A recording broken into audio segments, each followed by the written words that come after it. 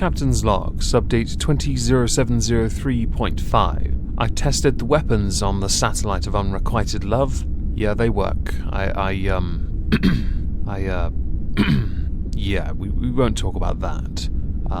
So next we're going to get the dial-up booted and erase all that 8-bit smut from literally every system, even the replicators. Welcome everyone to This Week at Twitter, in our bid to try and get this one monetized, because everyone beforehand has not been. Not a joke. If you see ads, skip them. We are going to try and avoid certain subjects from Twitter that apparently are hateful. Right. Criticism equals hateful. Good to know, YouTube. Thank you for telling me. So to start, we're going to go with AC Grayling. #reform, #rejoin. We will reverse Brexit. Well, for that to happen, we would have to still be members, but on January 31st of this year, we officially left. We're in the transition phase of negotiating a deal, but we're not members. It's why we don't ban people from coming to our country from other nations because of lockdown rules. I had to explain that the other day to a friend. Maybe in 25 years there is a chance we might rejoin if the country changes. But I do like the idea of us having a fair crack at trying to make it on our own first, respecting the will of the people in a once-in-a-generation referendum. And I would add to this, please respect it. You lost. The bumbling, bungling MPs who did this post us voting to leave, while painting one picture, doesn't negate the will of the people. Moving on. On Twitch there once was a streamer called Dr. Disrespect. Dr. Disrespect was incredibly popular. I had only heard of him recently when watching someone do COD Warzone on YouTube, and they themselves put on a video or stream of Dr. Disrespect.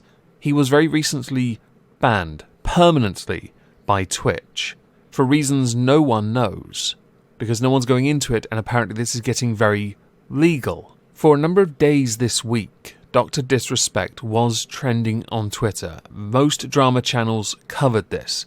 Some posited it had something to do with the DMCA, but that wouldn't make much sense, considering this also had aLittleLass trending because she's done lots of messed up things and has never been banned because of how big she is, seriously. Others thought it was because he might, along with a number of other streamers, because of Mixer going down, start another stream service, and that was where the legal argument might well go.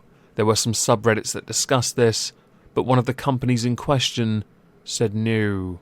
Well, Dr. Disrespect has resurfaced, but only indicating he also knows bugger all. Some believe it's a part of a Me Too thing. It's all speculative, which means there's nothing much anyone can say, but I would point out, I don't follow gaming communities, but this one alone filled up my trending bar on its own. I don't get involved. So I found that quite interesting that it was everyone talking about it, but with very little information to go on, so it just led to speculation. The fact that everything concerning this is happening without anyone knowing what is going on is a big warning sign that something bad has happened. And until it comes out, speculation is of no use, beyond seeing what people think, with very limited information. It's quite creative, I'll give them that. So next we have a question, and one that I think is quite interesting. What is the first thing that comes to mind when you think of black people? This is rather peculiar for me, because I've never just sat there and thought of someone by race. So honestly, I have to say it as I don't think of people by race. I look at the individual. I don't think of the colour of their skin. I don't think of how their hair looks. Usually when I look at someone, it's because I'm talking to them. Otherwise, I don't normally look at people. I try and avoid staring, as it is quite impolite. It is in human nature to judge people based on appearance, yes. And more is being done as time goes by to be less judgy, but there will always be judgy people, and there will always be people who judge because of what they see. This kind of question actually is interesting to me because I do want to know what you think about it. Audience participation question. What comes to mind when you think of anyone? When you look at someone, what is the first thing you think of when you look at another person? I've rephrased the question because this might be the question that gets the video demonetized. If it is, by the way, YouTube, grow up. I've already heard about the shadow demonetizations. Grow up. In my bid to keep up to date with the more oppressive of the content creators within the commentary communities, I decided to go and have a look at what Magog's been doing. So, what have evil white men been up to today? Bait. I knew it. It's bait. The reason why he's saying that is because of what's been going on that's been quite sensitive in the world, and so that obvious joke is obvious. But it's Magog, so what do you expect? Go subscribe to him if you haven't already, he's actually a pretty cool guy. Let's just consider that tweet reductio ad absurdum, cos. Moving on from him, I'd like to talk about Graham Linehan. Graham Linehan was famous for writing Father Ted and the IT Crowd. I prefer the IT Crowd personally, but I'm not going to begrudge those who do like Father Ted. Well, he has recently, behind blocks and check marks, he lost his check mark, by the way. I was blocked by him, not anymore, because he got suspended. Because, he's been siding with some of the comments made by J.K. Rowling, but he's been taking it to the more extreme angle.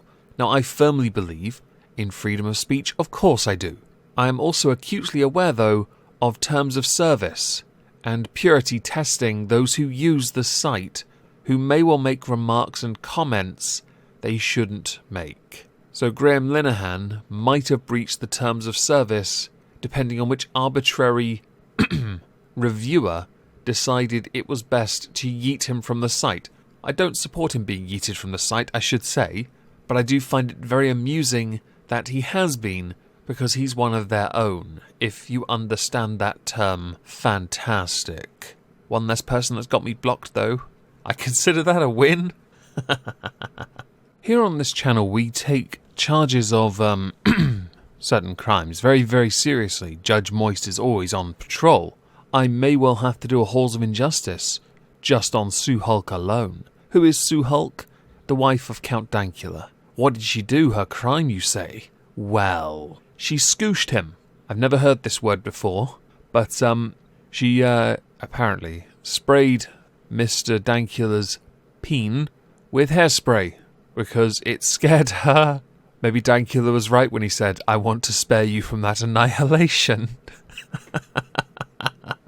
But this isn't where it ends, and an ISO-cube is being prepped as we speak, because she also hit him with the can. She's confessed to it on a tweet, and I've archived it for the courts. This will be dealt with swiftly, and justice shall be served. The sentence, by the way, for scooshing a peen is life. You're welcome. Our final tweet comes courtesy of a DM I received, I believe, on Twitter. If not, I apologise, but I'm going to feature it here anyway because apparently we have a track record. It is a video of a TikTok. The lovely lady who made those two blasphemous teas has decided to have another crack at making something that is quite English, called beans on toast. Hey guys! So I got a lot of questions after my last few videos, and everyone has requested that I make a traditional British breakfast. So today we're going to make beans on toast. So the first step is you want to get your piece of bread. Then you want to add the beans. I'm just going to pour mine on there, juice and all. Next, you're going to get your cheese. Put it on top of the beans. Then you want to put it in the microwave. And that's how you make beans on toast. What the actual literal flag of rock is that absolute blasphemy? I should be ordering exterminatus on your planet just for that alone. I am not best impressed with the quality of that beans on toast, since I saw one bean, lots of juice, and a complete lack of toast. I am prepping an ISO cube as we speak. You can share with Sue Hulk, who, by the way, can teach you how to cook, since she does a lot of it on her channel, and yes, I do watch it. The Buckfast chocolate brownies were interesting. As with all things we do on this channel, I would love to know what you think about this and all the other subjects today. So do let me know in the comments down below. Later on tonight, I'm streaming on Twitch with Sithy. I'm going to do some Rocket League. There's a political recap stream on Moistski Live and a new video there as well today. If I don't see you on any of that tonight, have a great day and subsequent weekend. and thank you all for listening.